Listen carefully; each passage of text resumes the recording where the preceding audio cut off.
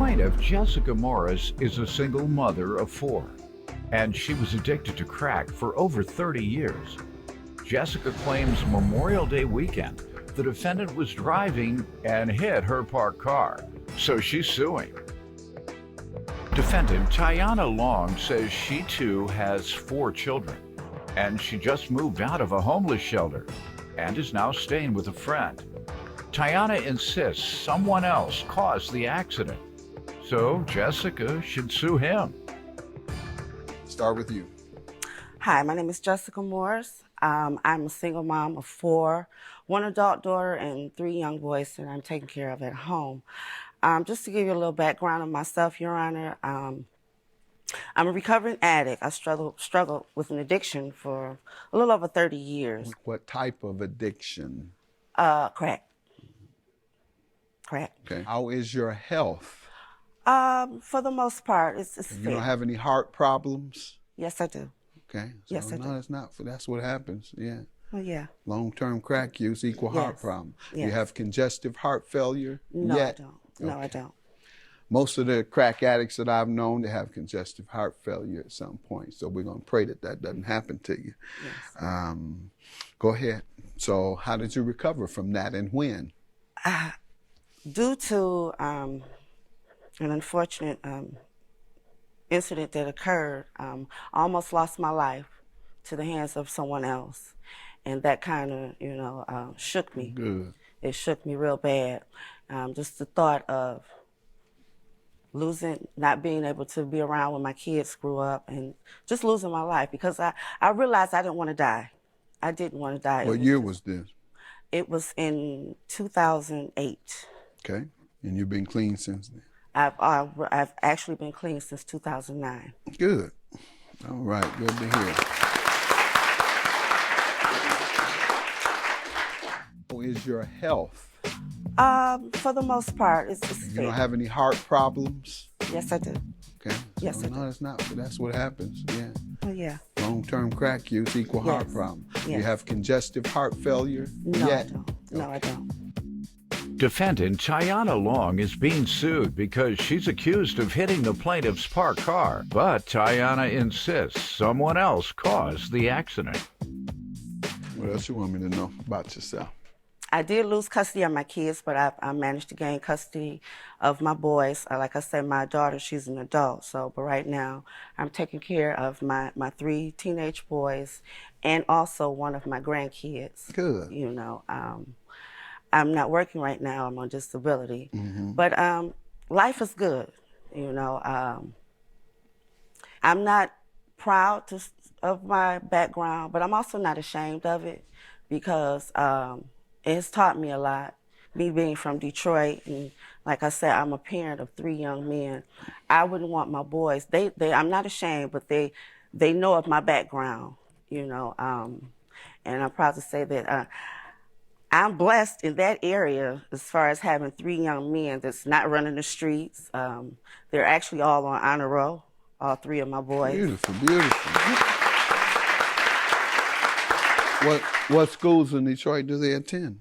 Well, my twins, they attend Martin Luther King Senior High School. Good school. And my 14-year-old, he attends Harper Woods Senior High School. It's a good school also. Good. They're in good schools doing very well, huh?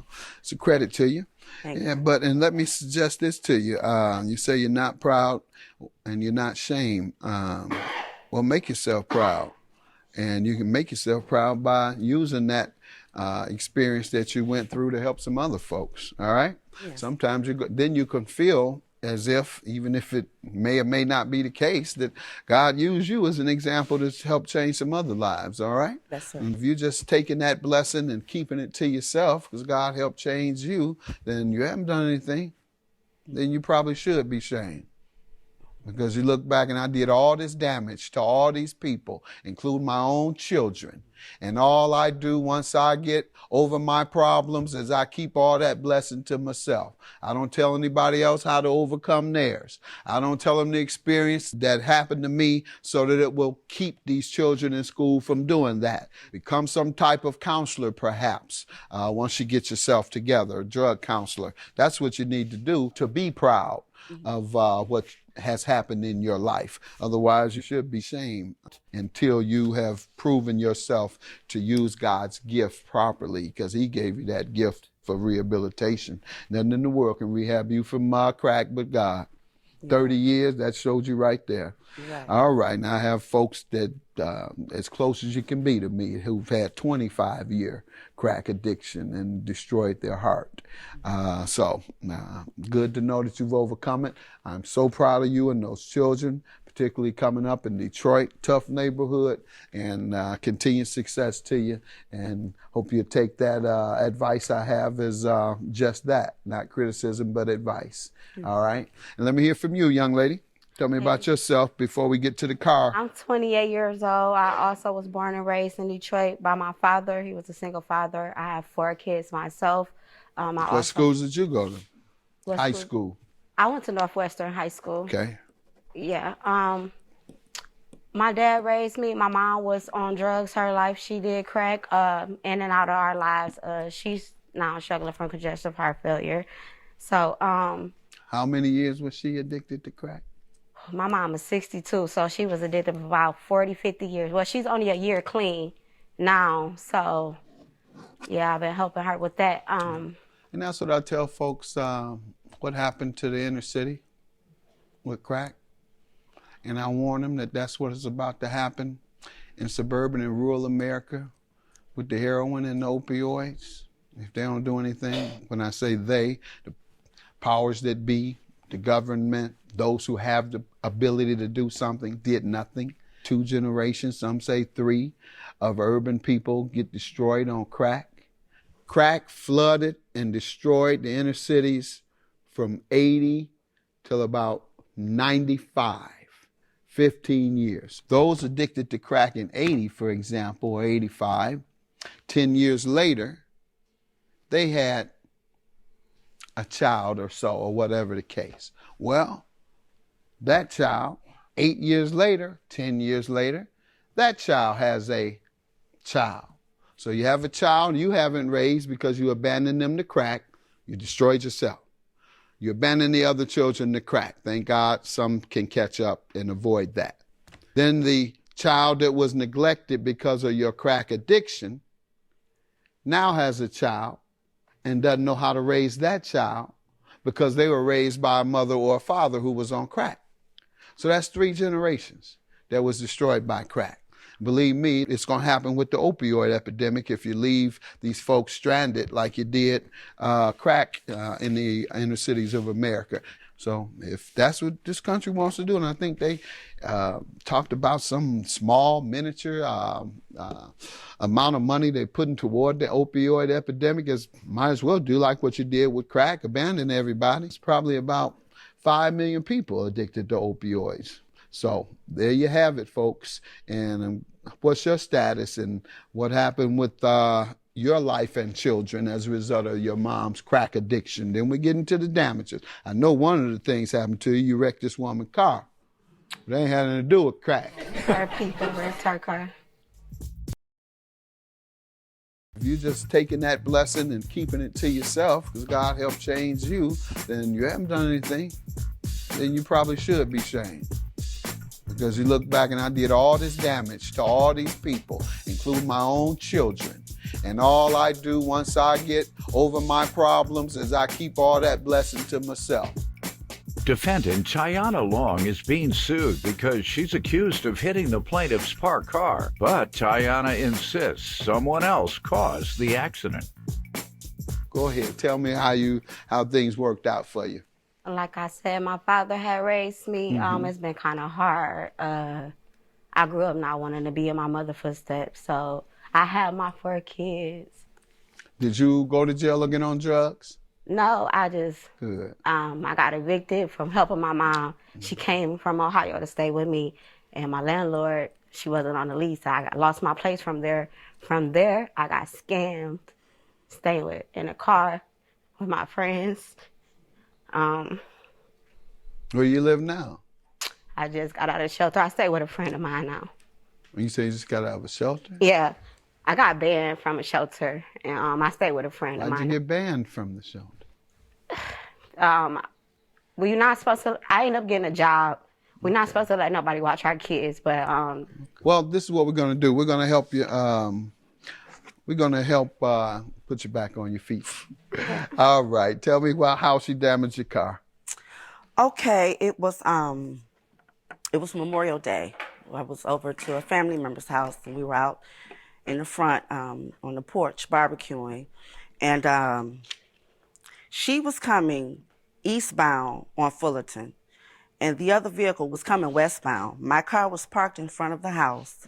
There were no cars behind my car or in front. Now, she initially said that the other vehicle hit her van, which made her swerve to the right to hit my vehicle. But I do have evidence. I have a video that shows that there's no scratches, no dents, no marks or anything on his vehicle or her vehicle on the side that she said that hit hers. And then once I tried to explain it to her, she changed her story and said that he was coming straight at her, which made her swerve over to hit my vehicle. Did she ever agree to pay for the damages? Yes, she did. Okay, let me hear from you. I was driving down Fullerton, a side street. Her car was a parked car. Like she said, there was no cars behind her or in front of her. The car that was coming my way, he was literally not on the side for him. He was in my way, coming straight towards me. I'm honking the horn like, you don't see a car right here? He swerves, he wake up, he swerves, and he only hit my mirror, making my mirror go in. I have mirrors that fold in. His mirror hit mine, and it made mine fold in, or whatever, he hit my car. I was already stopped. My car hit hers. Only our mirrors collided. Hers knocked off because I'm this way. Her mirror knocked off. I get out my car immediately because he hit me. I'm thinking he's not even going to stop. He then pulls into a driveway and keeps like in the street a little bit and get out. He gets out with a beer can in his hand. You hit my car. You hit my car, sir. No, I didn't. Her and her family come running off of the porch, and I believe it was the day before the holiday. They come running off the porch. You hit my car. You hit my car. You hit my car. I'm like, this man just hit my car that made me hit your, like she said, it's no scratches or anything because it really was only our mirrors that hit. Once he hit my car hit hers. So it was just the mirror. Her mirror knocked off. Did you agree to repay her?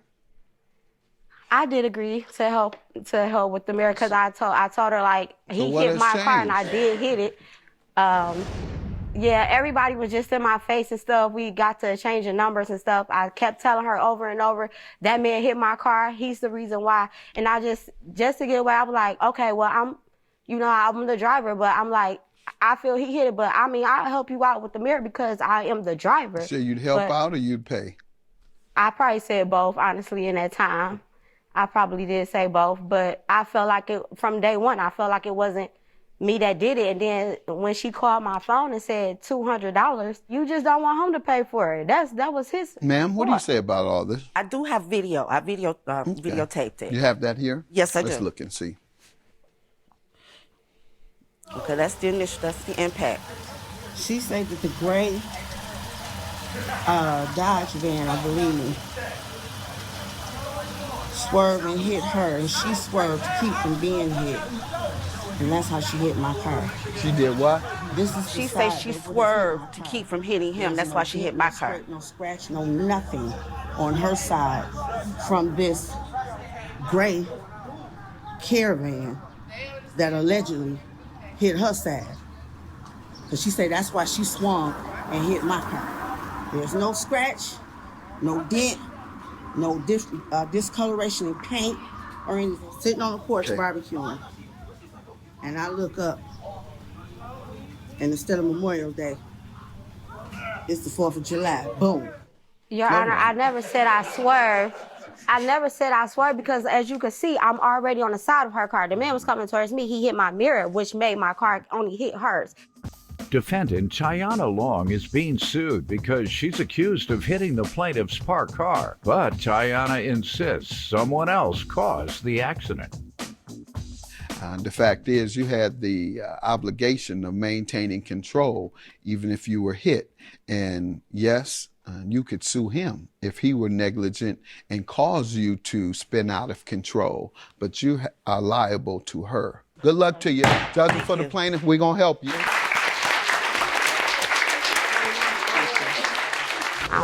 say. My apologies. It's accepted. I just really wanted my mirror, taken care of. I tried to be sympathetic to your situation. Well, my phone did. My screen went out. I didn't have a phone for a long time. So when I did get another phone, all my messages came through, and I saw that, but I didn't neglect you. But I mean, I'm happy with the judge's decision. Plaintiff Curtis Wager doesn't want to be in court suing his daughter today because she's always been Daddy's little girl. However, Curtis claims he allowed the defendant to live at his rental property and she failed to pay rent, so he's suing. Defendant Charity Wager says her parents divorced when she was young and she used to play them against each other. But now that she has 6 kids of her own, she realizes what she put them through. Charity insists her father is suing her prematurely. Start with you. Well, I really don't want to be here because she did my daughter, and I don't really want to sue her. But she's always been Daddy's little girl. And You retired? yeah, I'm retired off the railroad. Well, you need your money. Yeah. Took care of her Yeah. before Well, she started working. Yeah, well, it's a So retirement. she has to, at the very least, pay you when you stop working. Right. Should be taking care of you. Yeah. Yeah. It was my retirement that helped buy the place. Yeah. So how's your relationship been over the years with Oh, your daughter? it's been great, Your Honor. When she was just a kid,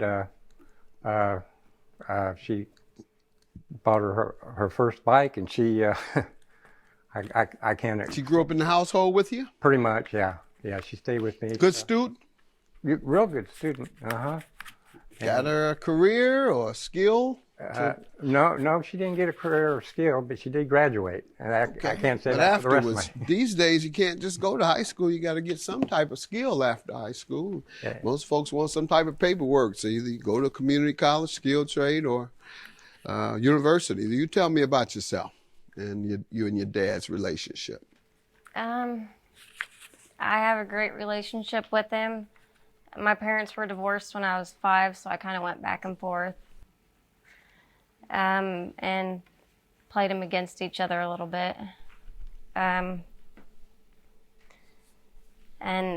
now that I have kids of my own, I realize what I put them through. How many children you have? I have 6. 6? Yes. How many siblings did you have?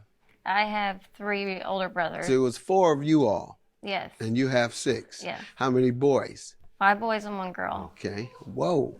You have a man in the household or the No. father? No. You raising them by yourself? Yes. My mother raised 4 boys by herself.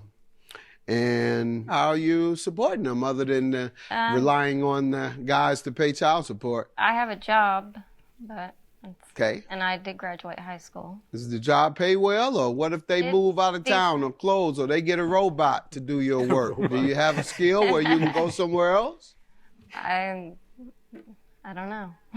No, you know whether you have a skill or I not. have a skill, but I hope. No, I'm referring to a certified skill, so that when your job is lost or when they continue to keep your wages down and you have 6 children, you're in poverty. The definition of poverty is $25,000 in a household of 4. That's a poverty. So you probably don't even make $25,000, do you? Probably not. Yeah, and you have a household of 6. Defendant Charity Wager is being sued by her father, who regrets having to bring Charity to court today because she's always been Daddy's girl. How many fathers? 4. 4 fathers. Are they all paying? No. How many are paying child support? 0. Yeah. All right. Well, you got time. How old are you? 37. Yeah, you got plenty of time. You have plenty of time. Go to your local community college, get one of those programs, if you will, or curriculums that take you right from community college to the workplace. Community colleges specialize in areas where the jobs are and where they're going to be. And their programs are short. Then you have a transferable skill. You got to have something to transfer as well. One job shuts down, you have a skill, you can go to the next job. So because those children are gonna live in poverty all their life. And when you live in poverty, you're living in an area where the education system is no good. You're living in an area where there's a lot of crime. You're living in the area where there's a lot of pressure to do wrong. And so what's going to happen is all 6 of those children, they will live in areas with a bad education system and with a lot of crime and pressure around them. And so they won't get a good education to be able to compete and get in good schools. They may fall victim to the crime that's all around them or the drugs that's all around them. So think that way, all right? Don't think just about yourself. Think about how you're going to make sure that they are productive and avoid the same thing. You don't want them to be poor. But with a poor education, you end up being poor for the most part because you can't compete. Kids in the suburbs get a good education, they get into the best schools after high school. Kids with the good universities, of course, they're the ones that get the best jobs. When you get in the workplace and you're competing, a lot of times kids from the impoverished communities outcompete because, such as myself, because they've had so many challenges in their life and living in a crime and drug and impoverished area, you got to learn survival skills. And so you're kind of moving around. Your mind is always on what's my next move to survive? What am I going to do? So you become creative. You become ideas, how to do this, how to do that. And you work extra hard. But then some get into universities or schools and then in the workplace and they clam up because they feel that everybody else is better than them. So instead of having a different thought, and that is, hey, I have survival skills because of where I came from, so I'm going to outcompete these guys. That was my mindset. I was like, I'm going to outcompete all of these little square guys. They're thinking about beer bongs and having fun, and I'm thinking about surviving. I don't have any parents. I don't have any money. Hey, what can I do? Internships, co-op programs, part-time jobs here. So I know I'm taking a lot of time on this, but this is some of the most important things I can convey to you and the audience. Probably the most important in this day and age is make sure you live in an area the best you can to get a good education for your kids. All right? So that's her goal. I want you to stay on top of her, all right? All right. And if you need help, what city are you in? Comiskey. Comiskey. How far is that from a bigger city? Yes. Columbus is a bigger city. It's Columbus, what? Indiana. Indiana. Okay. It's about, All right, how far is that? about 45 minutes. Would you be able to get there? Yeah. Okay, I'm gonna have my staff work with you and try and get you something, all right, so that you can increase your income. I'm gonna look around. All right, so tell me why you're suing her. What contract did she breach? Okay, well, in 2018, I went ahead and I lowered her rent down from $500 to $400 since her boyfriend moved out. Okay. And as of October, she hasn't paid any. Okay. Judge Mathis rules on this dispute shortly. Defendant Charity Wager is being sued by her father, who regrets having to bring Charity to court today because she's always been Daddy's girl. And you have an agreement there? Yes, I do. And the balance is $3,000? Yeah. She did pay me $80, but then she, after she paid the $80, she didn't pay any more. And I didn't know what to do. Let me apologize to the audience and the viewers again for coming across as lecturing more so than doing and having fun and entertaining and doing the case. However, those are important things that I want to convey. It's more important to me than entertaining. Oh, definitely. And so I apologize if you say, Judge, we don't have all that lecturing. Whoever's saying that, them very ones don't have a job sitting on that couch. You need to listen. All right, ma'am. So, moving right along to the lawsuit. Tell me about this $3,000 your dad is suing you for based on the failure to pay back rent. Well, I was ordered to pay child support because 2 of my children moved with their dad. And he just basically wanted me to pay him instead of that, so. Okay. And so that caused you to be short. And do you agree you owe? Yes. You have any defense other than you can't afford it? He's suing me too soon because it's supposed to be tax season of next year. You're supposed to pay when you get your income Yeah. tax. Now, why do you think you should be spared the game? Everybody else get that game. They have to go for it. Well, I'll pay him when my income tax. That's the oldest game in the world. Why shouldn't you have to go for it? no, I think it should be monthly.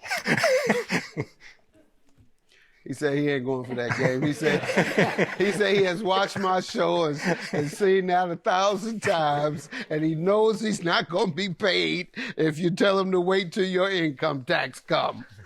Tell him the student loan. See, you should have went to school. You would have been able to use the student loan game. I told him I was going to pay him when my student loan check came, but when it came, they took some of it because they say I owed state taxes. All right? Hey, Your All you Honor, folks listening, that's good game. Your Honor, But you got to go to school first. And that's what I meant about going to schools, all right? that happened last year, Your Honor. The school game. You done ran out of game. You run out of game. I got to give you 3,000 is your judgment. Have a good day. We're going to help you, all right? All right. I don't want you to think I have anything against you. But, you know. Nothing. I don't want to say anything.